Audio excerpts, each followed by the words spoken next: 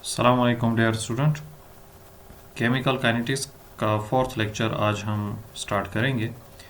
इस लेक्चर्स के अंदर एक हम ऐसी थ्योरी के बारे में पढ़ेंगे जो हमें किसी भी केमिकल रिएक्शन के होने के लिए कंडीशन के बारे में बताती है।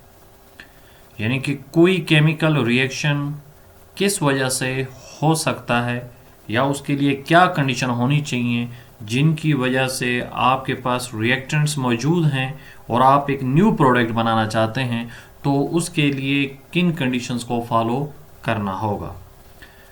इससे पहले लेक्चर्स में हम रेट ऑफ रिएक्शन और उसके फैक्टर के बारे में डिटेल में पढ़ चुके हैं। कौन से फैक्टर्स थे, किस बेस पर हम रेट ऑफ रिएक्शन को इंक्रीज कर सकते हैं। अब यहाँ पर उस केमिकल रिएक्शन के होने के लिए क्या कंडीशंस होंगी उनके बारे में आज हम इस वीडियो लेक्चर में स्टडी करेंगे। तो आज हम एक थ्योरी को स्टडी करेंगे और वो थ्योरी हमारे पास है कोलिजन थ्योरी। कोलिजन थ्योरी क्या है, इसकी एक्सप्लेनेशन के बारे में स्टडी करेंगे, इसकी एग्जांपल्स को भी हम देखेंगे, इसके अंदर क्या एग्जांपल्स आ सकती हैं, और हमारे पास कोलिजन की जो टाइप्स हैं उनके बारे में भी स्टडी करेंगे, साथ साथ कंडीशन के बारे में भी स्टडी करेंगे। कोलिजन थ्योरी बेसिकली इस चीज़ को एक्सप्लेन करती है कि किस तरीके से रिएक्टेंट आपस में कोलाइड करके न्यू प्रोडक्ट में चेंज हो सकते हैं, तो उसको हम कोलिजन थ्योरी कहते हैं। यानी कि जब आपके पास कोई रिएक्टेंट हो और वो आपस में कोलाइड करें तो उनकी कोलिजन की वजह से लाजमन उनकी एनर्जी में फ़र्क आएगा और उस एनर्जी के फ़र्क आने की वजह से वो किस तरीके से न्यू प्रोडक्ट में, न्यू आपके पास एक लिहाज से सब्सटेंस में चेंज हो सकते हैं, उसके बारे में हम जब स्टडी करते हैं तो उसको हम कोलिजन थ्योरी कहते हैं। किसी भी केमिकल रिएक्शन के होने के लिए ज़रूरी है कि रिएक्टेंट आपस में लाजमन कोलाइड करें। जब तक वो एक दूसरे के साथ कांटेक्ट में नहीं आएंगे तब तक कोई न्यू प्रोडक्ट आपके पास नहीं बन सकता है। तो कांटेक्ट में आने के लिए ज़रूरी है कि वो जब आपस में कोलाइड करें तो वो एक लिहाज से अपनी जो उनकी बॉन्डिंग मौजूद है पहले से, वो उस बॉन्डिंग को तोड़ के एक न्यू बॉन्डिंग को बना लें, और उस न्यू बॉन्डिंग के बनने की वजह से हम ये कहते हैं कि हमारे पास ये रिएक्टेंट जो है वो किसी न्यू प्रोडक्ट में चेंज हो चुके हैं। यानी कि एक मालिक्यूल किसी दूसरे मालिक्यूल्स में चेंज हो चुका है। तो हम इसको डिफाइन कुछ इस तरीके से कर सकते हैं कि हमारे पास एक ऐसी थ्योरी आपके पास है जिसके मुताबिक आपके पास अगर फ्रूटफुल कोलिजन आपके पास हो और उससे न्यू प्रोडक्ट बन जाए तो उसी को कोलिजन थ्योरी कहते हैं। मॉलिक्यूल्स जब तक कोलाइड नहीं करेंगे तो तब तक वो प्रोडक्ट में भी चेंज आपके पास नहीं होंगे। अगर आप इसी फिगर में देखें तो ये लो कंसंट्रेशन ऑफ आपके पास रिएक्टेंट मॉलिक्यूल्स हैं और ये high concentration of reactant molecules हैं। आपके पास कंसंट्रेशन ज़्यादा होगी तो प्रोडक्ट की कंसंट्रेशन भी ज़्यादा होगी, और आपके पास रिएक्टेंट की कंसंट्रेशन कम होगी तो प्रोडक्ट की कंसंट्रेशन भी कम रेट से बनेगी। यहाँ पर अगर आप देखें तो आपके पास कंसंट्रेशन ज़्यादा होने की वजह से ज़्यादातर मॉलिक्यूल एक दूसरे के साथ कांटेक्ट में आ चुके हैं। सेम वॉल्यूम भी होना ज़रूरी है, यानी कि इन दोनों का वॉल्यूम, यानी कि लो कंसंट्रेशन और हाई कंसंट्रेशन दोनों का वॉल्यूम सेम है। जब वॉल्यूम सेम है तो ऑटोमेटिकली आपके पास जहाँ पर मॉलिक्यूल ज़्यादा होंगे तो वहाँ पर कोलिजन के चांसेस भी ज़्यादा होंगे। फॉर एग्जांपल, आपके पास एक छोटा सा कोई बॉक्स है या आपके पास एक रूम भी छोटा सा है, और उस रूम में अगर आप 10 आपके पास जो हैं वो टेनिस बॉल हैं, उनको एक साथ अगर आप फेंक देते हैं तो उनकी लाजमन कहीं ना कहीं पर कोलिजन के चांसेस बनेंगे। लेकिन अगर उसी रूम के अंदर 10 की बजाय अगर आप 50 टेनिस बॉल्स को एट अ टाइम फेंकते हैं तो उनके टकराने के चांसेस बढ़ जाएंगे, क्योंकि नंबर ऑफ मॉलिक्यूल ज़्यादा हो चुके हैं तो कोलिजन के चांसेस ज़्यादा होंगे, आपस में एक दूसरे के साथ कांटेक्ट में आने के चांसेस ज़्यादा होंगे, तो प्रोडक्ट बनने के भी चांसेस ज़्यादा हो जाएंगे। इस लिहाज से जो हाई कंसंट्रेशन अगर आपके पास सेम वॉल्यूम में मौजूद हो तो वहाँ पर आपके पास जो कोलिजन होगी वो फ्रूटफुल कोलिजन होगी, यानी कि फ्रूटफुल कोलिजन होने के चांसेस वहाँ पे ज़्यादा होंगे। किसके मुकाबले में? लो कंसंट्रेशन में, क्योंकि वहाँ पर कोलिजन जो होगी वो फिर कम होगी, काफ़ी टाइम के बाद मॉलिक्यूल्स आपस में आकर कोलाइड होंगे, जिसकी वजह से रेट ऑफ रिएक्शन जो है वो कम हो जाएगा। प्रोडक्ट तो बनेंगे, हो सकता है कहीं ना कहीं पर वो आपस में कोलाइड कर जाएं आपके पास किसी टाइम के बाद, 1 सेकंड बाद, 10 सेकंड बाद, या आपके पास जो है वो 20 सेकंड बाद उनकी कोलिजन हो जाए, वो प्रोडक्ट में चेंज हो जाए।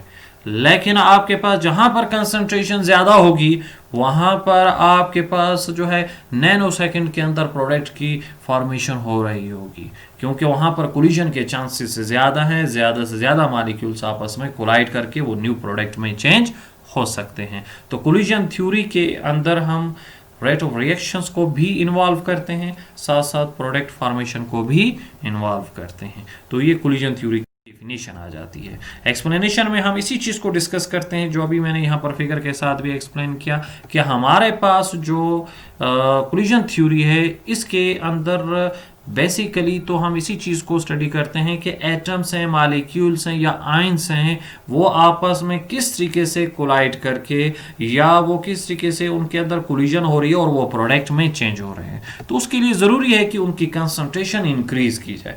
जैसे जैसे आप कंसंट्रेशन इंक्रीज करेंगे तो उसी वॉल्यूम के अंदर उनके आपके पास कोलिजन के चांसेस बढ़ जाएंगे, और जैसे कोलिजन के चांसेस बढ़ेंगे, मींस कोलिजन के चांसेस बढ़ने का मतलब आप ये ले सकते हो कि आपके पास वो मैक्सिमम एक दूसरे के साथ कांटेक्ट में होंगे। जब मैक्सिमम कांटेक्ट में होंगे तो न्यू बॉन्ड फॉर्मेशन के चांसेस भी बढ़ जाएंगे। जब न्यू बॉन्ड फॉर्मेशन के चांसेस बढ़ते हैं तो आपके पास वहां पर न्यू प्रोडक्ट बनने के चांसेस बढ़ जाएंगे, तो रेट ऑफ रिएक्शन ज्यादा हो जाएगा। तो हमारे पास यहाँ पर एक चीज को ध्यान में रखते हुए कि वॉल्यूम सेम है लेकिन एक में नंबर ऑफ मॉलिक्यूल ज्यादा है और एक में नंबर ऑफ मॉलिक्यूल्स कम है। दो बॉक्स हैं, दोनों का वॉल्यूम सेम है लेकिन एक में नंबर ऑफ मॉलिक्यूल ज्यादा है, तो वहां पर आपके पास रिएक्टेंट ज्यादा है तो उनके आपस में कांटेक्ट आने यानी कि एक दूसरे के साथ कांटेक्ट करने के चांसेस भी बढ़ जाएंगे और दूसरी साइड पर कम होंगे, तो इस तरीके से रेट ऑफ रिएक्शन ज्यादा हो जाएगा। तो हम ये कह सकते हैं कि जो रेट ऑफ रिएक्शन है हमारे पास वो एक लिहाज से कोलिजन के भी डायरेक्टली प्रोपोर्शनल है। जितनी पर सेकंड में नंबर ऑफ कोलिजन ज्यादा होंगी उतना रेट ऑफ रिएक्शन भी ज्यादा होगा, क्योंकि प्रोडक्ट ज्यादा बनेगा, कम टाइम में ज्यादा प्रोडक्ट बनेगा, यानी कम टाइम में चेंज इन कंसंट्रेशन ज्यादा होगी तो आपके पास जो है उसका रेट ऑफ रिएक्शन भी ज्यादा। फिर इसी तरीके से हम अगर एग्जांपल की तरफ आए तो हमारे पास अगर दो आपके पास मॉलिक्यूल्स आपके पास हों, जैसे A and A, B and B आपके पास मौजूद है, तो ये आपस में कोलाइड करेंगे और इनकी कोलिजन अगर आपके पास इस तरीके से हुई कि इन्होंने अपनी एनर्जी लॉस की और अपनी एनर्जी को एक और एनर्जी में कन्वर्ट कर दिया, तो आपके पास यानी कि न्यू बॉन्ड बनने की फॉर्मेशन के चांसेस बढ़ गए और ओल्ड बॉन्ड इनके दरमियान आपके पास ब्रेक होना शुरू हो गया, तब न्यू प्रोडक्ट बनेगा ए बी आपके पास। लेकिन बाज दफा ऐसे भी हो सकता है कि उनकी आपस में कोलिजन हो और उस कोलिजन की वजह से वो बैक बाउंस कर जाए, यानी कि पीछे की तरफ वापस चले जाए, तो उस कंडीशन में आपके पास जो है न्यू प्रोडक्ट नहीं बनेगा, यानी कि आपके पास वो रिवर्स स्टेट में वापस चले गए हैं, यानी कि उनकी आपस में जो कोलिजन हुई है वो सही नहीं हुई है या उनकी ओरिएंटेशन आपके पास ठीक नहीं है।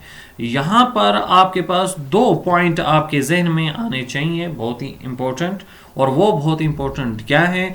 एक तो ये है कि ओरिएंटेशन का ठीक होना ज़रूरी है, यानी कि जब रिएक्टेंट एक दूसरे के आमने सामने आए तो उनकी ओरिएंटेशन भी ठीक होनी चाहिए। यहाँ पर अगर आप देखें तो उनकी ओरिएंटेशन ठीक है फर्स्ट वाले केस में, और इसलिए भी ठीक है क्योंकि यहाँ पर मैक्सिमम एक दूसरे के साथ कॉन्टैक्ट में आ रहे हैं। लेकिन नीचे वाले में देखें तो इस तरीके से जब एक दूसरे के साथ कॉन्टैक्ट में आ रहे हैं तो सरफेस एरिया भी कम है और साथ साथ आपके पास इस तरीके से प्रोडक्ट बनने के चांसेस भी कम आपके पास है। तो ओरिएंटेशन का ठीक होना जरूरी है। दूसरी जो चीज़ आपके पास है वो यही है कि आपके पास अगर आप कंसंट्रेशन इंक्रीज करेंगे तो आपके पास प्रोडक्ट बनने के चांसेस भी इंक्रीज हो जाएंगे। ये दो चीज़ें इस वक्त तक हम पढ़ चुके हैं। पहली चीज़ जो मैं काफ़ी उसे एक्सप्लेन कर रहा हूँ कि कंसंट्रेशन ज़्यादा होगी तो प्रोडक्ट बनने के चांसेस ज़्यादा होंगे।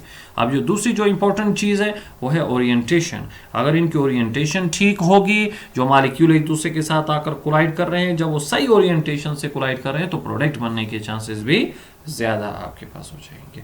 इसकी कॉमन एग्जांपल आपके पास ये भी हो सकती है कि अगर आपके हाथ में कोई कुल्हाड़ी वगैरह हो या हथौड़ा टाइप आपके पास कोई चीज़ हो, आप कोई लकड़ी वगैरह हो, आपके पास वुड का लॉग का पीस हो और उसको आप काटना चाह रहे हैं और आपने पहले कभी नहीं काटा, तो एक दफ़ा आपका निशाना एक जगह पर लगेगा तो दूसरी दफ़ा दूसरी जगह पर लगेगा। ज़रूरी नहीं है कि एक ही जगह पर बार बार लगे आपका निशाना। तो आपकी ओरिएंटेशन जब तक ठीक नहीं होगी तो प्रोडक्ट आपके पास उतनी आसानी से उतनी तेज़ी से नहीं बनेगा।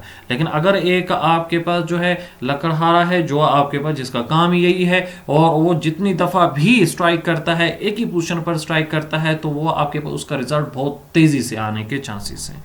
तो इसी लिहाज से अगर ओरिएंटेशन ठीक है रिएक्टेंट की तो तब प्रोडक्ट बनने के चांसेस ज़्यादा है, अदरवाइज वो आपके पास कम हो जाएंगे, वो आपके पास बाउंस हो जाएंगे।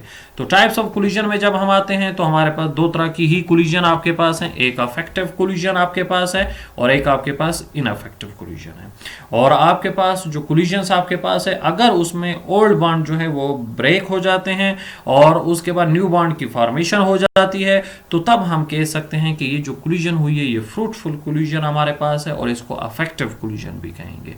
और अगर वो रीबाउंस हो जाते हैं, बैक बाउंस हो जाते हैं और बैक बाउंस अगर हो गए तो इसका मतलब ये है कि वो आपके पास फ्रूटफुल कोलिजन नहीं हुई, इसलिए हम उसको इनअफेक्टिव कोलिजन कहते हैं। तो टाइप्स ऑफ कोलिजन दो तरह की, अफेक्टिव कोलिजन और इनअफेक्टिव कोलिजन हमारे पास है। तो नेक्स्ट हमारे पास अफेक्टिव कोलिजन हम किसको कहते हैं और इनअफेक्टिव कोलिजन किसको कहते हैं। अफेक्टिव कोलिजन वो कोलिजन होगी जिसमें आपके पास जो सब्सटेंस हैं जब उनकी कोलिजन हो उससे प्रोडक्ट बन जाए।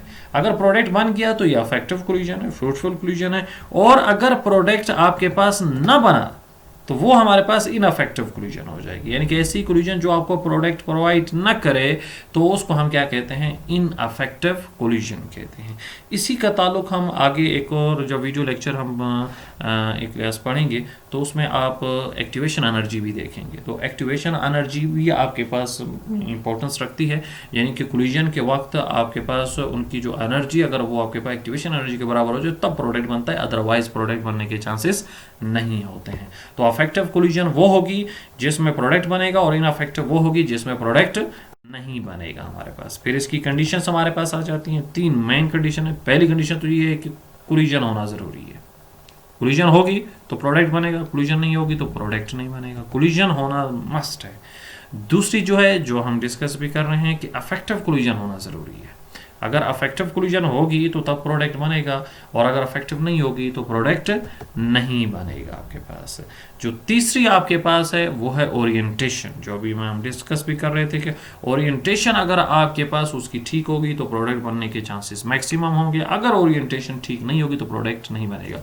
यानी कि ये तीन मेन आपके पास कंडीशन हैं आपके पास प्रोडक्ट बनने के लिए। पहले तो उनको एक दूसरे के आमने सामने आना चाहिए, यानी कि कोलाइड करना चाहिए। दूसरा ये कि जब वो कोलाइड करे तो वो अफेक्टिव कोलिजन होनी चाहिए। अफेक्टिव कोलिजन का मतलब यही है कि ओल्ड बॉन्ड आपके पास ब्रेक होना शुरू हो और न्यू बॉन्ड बनना शुरू हो जाए। जब ये चीज़ होगी तो तब होगा। और एक और रीज़न अभी आपके पास है वो है ओरिएंटेशन। इसको आप दूसरा पॉइंट भी बना सकते हैं ओरिएंटेशन को। पहले कोलिजन, फिर ओरिएंटेशन और फिर अफेक्टिव कोलिजन आपके पास हो तो तब प्रोडक्ट बनेगा, अदरवाइज नहीं बनेगा हमारे पास। फिर नोट में हम यही लिखते हैं कि जो हमारे पास अफेक्टिव कोलिजन है उसी में ही शॉर्ट टाइम में प्रोडक्ट आपके पास बनने के मैक्सिमम चांसेस हैं, अदरवाइज आपके पास प्रोडक्ट आसानी से नहीं बनेगा। तो हमारे पास ये हो जाती है कोलिजन थ्योरी। और इस कोलिजन थ्योरी के अंदर आपको कोई चीज़ ना समझ आई हो तो आप उसको इनबॉक्स में कॉमेंट्स करके पूछ सकते हैं। इंशाल्लाह मैं कोशिश करूँगा कि मैं आपको सेटिस्फाई कर सकूँ। थैंक्स।